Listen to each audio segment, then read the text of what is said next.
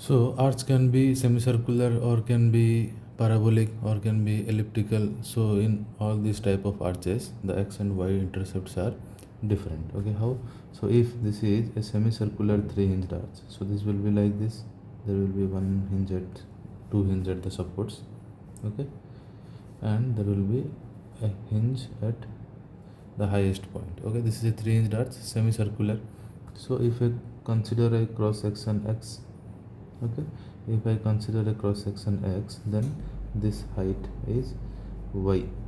Okay, so if we need to find out this y value, then this is radius r, and if this is theta, then what will be this one is r minus this will be r cos theta. This particular value is r cos theta, and this value y, vertical y, so y will be equals to r sin theta.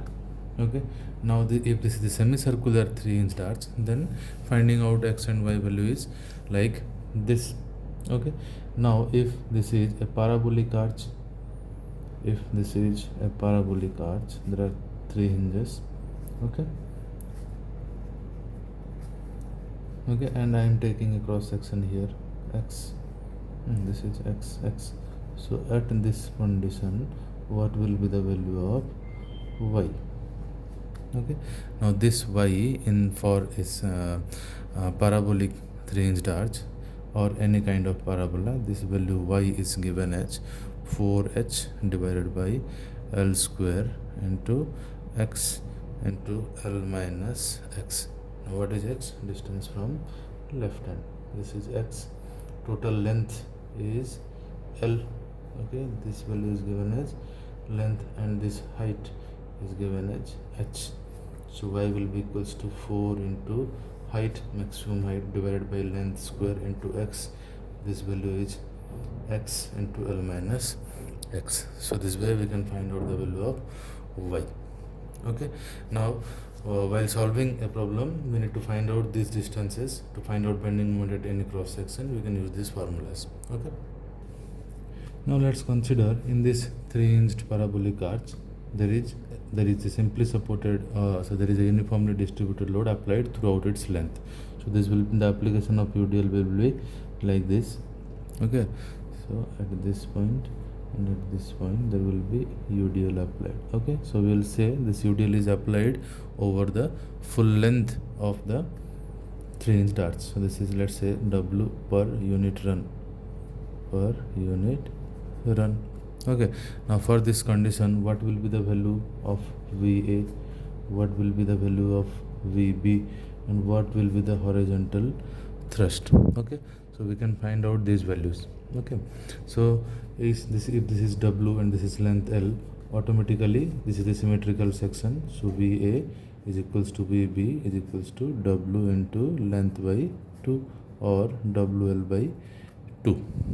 Okay, now we need to find out the horizontal thrust. How? By taking moment at point C equals to 0. If I take moment at point C is equals to 0 and considering the left or right, what will be the moment? VA into or WL by 2. This is VA into the distance is again L by 2. Okay, is equals to H into the height is small h plus what will be the value? This value is W into L by 2. This is the loading. Load will be applied at the half of that, to L by 4.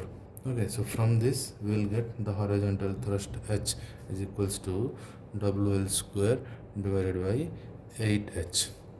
Okay, now this is the horizontal thrust for a 3-hinged arch when UDL is applied throughout the length. Okay, we need to find out bending moment at any cross section. So let's consider this is the cross section only. Okay, now for that cross section we need to find out mx. Okay, so mx, to find out mx we need to find out this distance y. Y distance we already know is this one.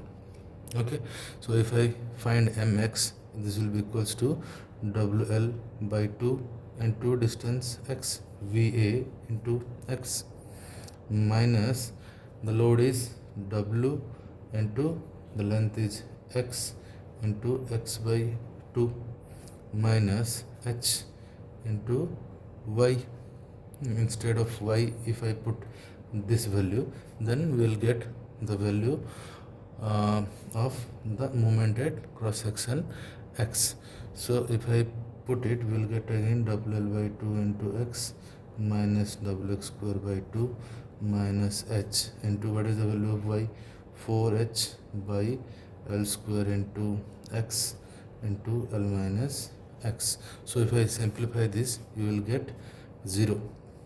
Okay, so if anybody asks you what will be the bending moment at any cross section of a 3-hinged arch when a UDL is applied over its full length, then the answer must be 0.